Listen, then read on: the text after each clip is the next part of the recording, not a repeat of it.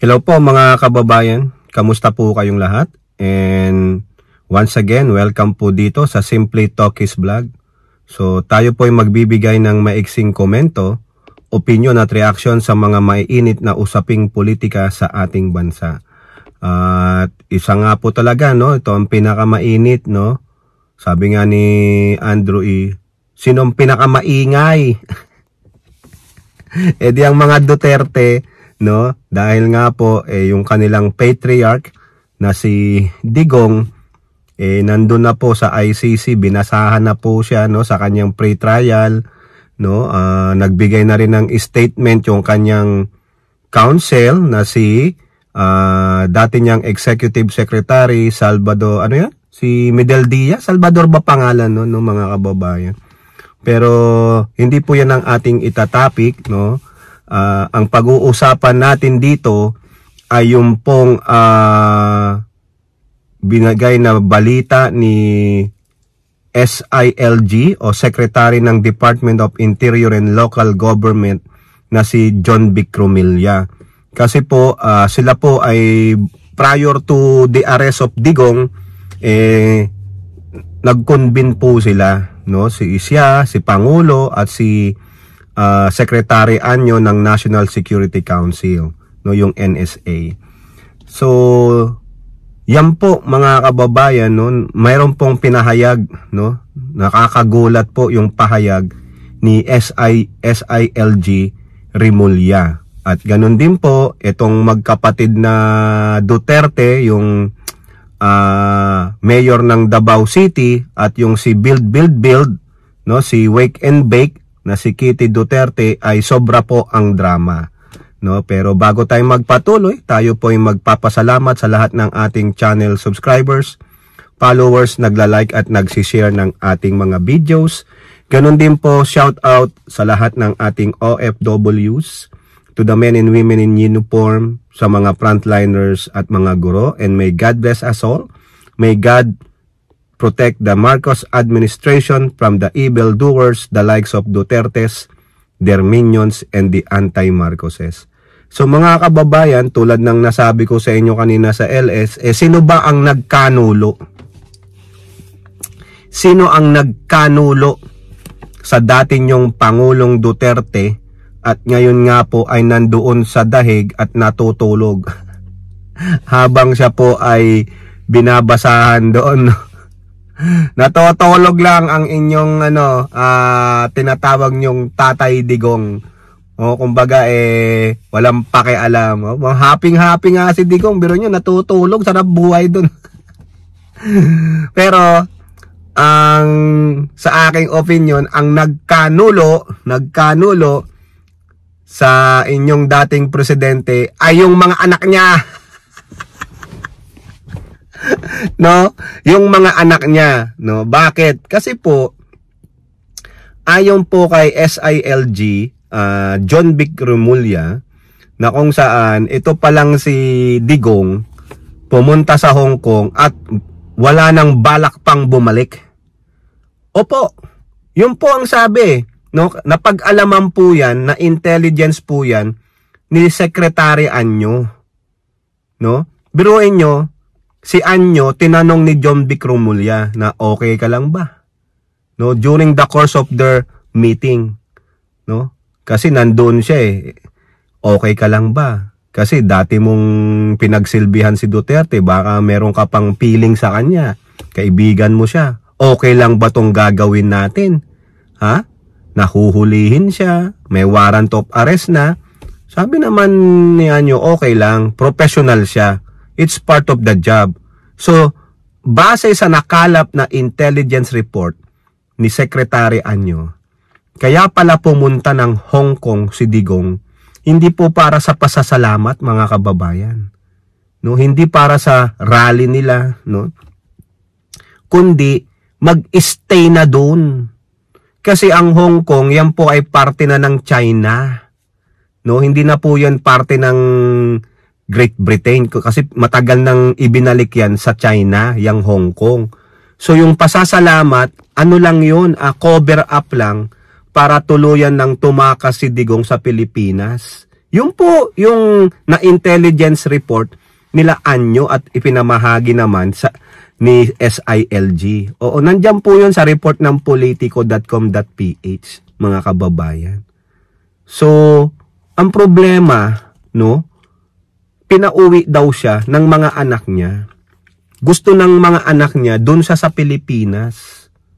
No, kumbaga wag mo nang takbuhan yung responsibilidad mo.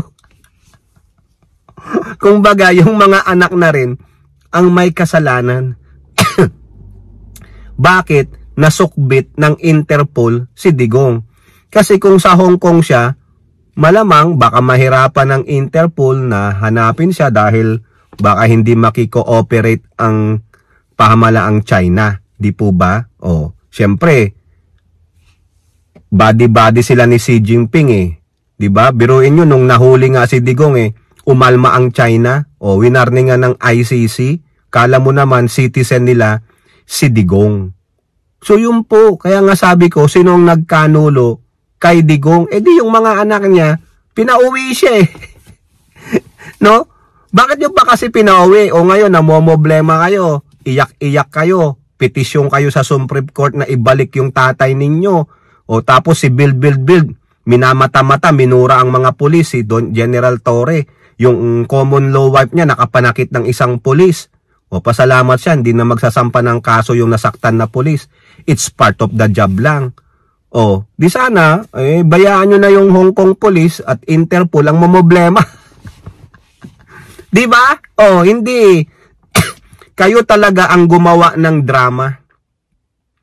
Kayo ang gumawa ng issue. Kaya nga sabi rin ni SIG Rimulya, handa po ang gobyernong Marcos sa drama na ibibigay ng mga Duterte. Yun nga, napaghandaan sila kung ano man yung drama nila, di po ba? O, kasalanan nyo ng mga anak ni Duterte, kayo ang nagpumilit na bumalik si Duterte sa Pilipinas. No? Ang totoo palang purpose, mga kababayan, ay magtago na. Di umano sabi po yan ni SILG base sa intelligence report nila Anyo, na magtago na sa Hong Kong. O, ngayon, problema nyo yan mga anak niya. Kayo pala kayo ang naghuda sa tatay nyo tapos alma-alma kayo, nagkamali kayo ng desisyon. Bakit? Kasi, ang gusto nyo, gamitin nyo pa rin yung tatay ninyo para sa kampanya. No? Magamit pa rin si Digong, isama nyo sa mga rally ng mga senatorial candidates ninyo. Yan ang masakit mga kababayan eh. Parang hindi naman gagalaw, no? Hindi makikilala yung mga senator nila nang walang Digong. O ayan, napahamak ninyo ang tatay ninyo. O kayo diyan sa PDP, ano na, 'di ba? O kasalanan ninyo.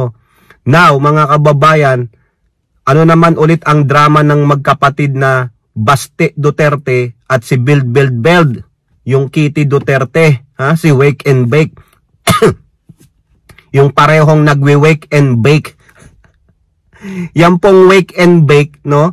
Kung i-google nyo yan, ang ibig sabihin daw pala niyan, mga kababayan, kasi binanggit yan nung si Build sa kanyang mga social media posting.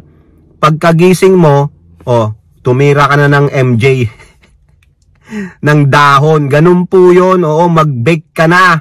O pagkagising mo, ang una mong toothbrush, pangmumog, ayon, yung MJ o anuman ang gusto mong i-bake na bawal na gamot. Yung po yun. Ngayon, ang drama nila mga kababayan, lulusubin daw yung bahay nila sa Davao City. O kaya nagtawag ng mga followers doon, pinalibutan yung bahay nila Duterte para daw po hindi sila lusubin. Sino naman lulusob sa inyo? Anong intelligence ni report ninyo? Wala na. Bakit pa lulusubin yung bahay ninyo, para hindi makitang may mga wake and bake?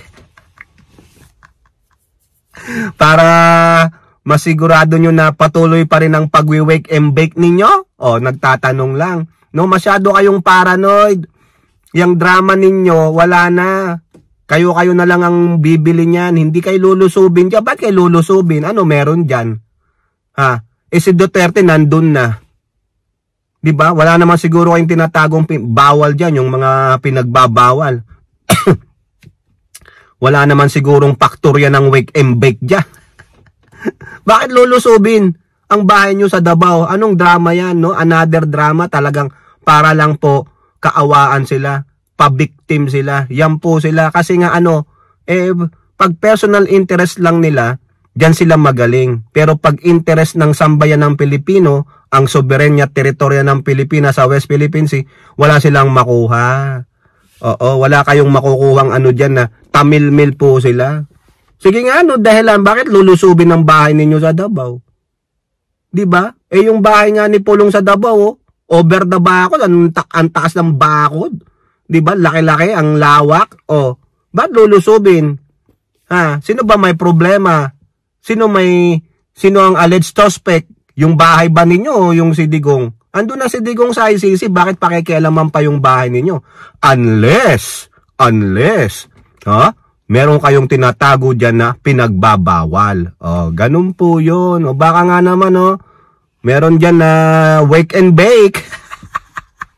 Kakaya mga kababayan, no? Kita ninyo, doon napapatunayan na itong mga anak ni Digong ay mga wake and bake equals addictus to pulburunus and dahunus. O kayo po, ano pong inyong masasabi? Comment down below and don't forget to like and share. Hope to see you in the next videos. Bye-bye. God bless.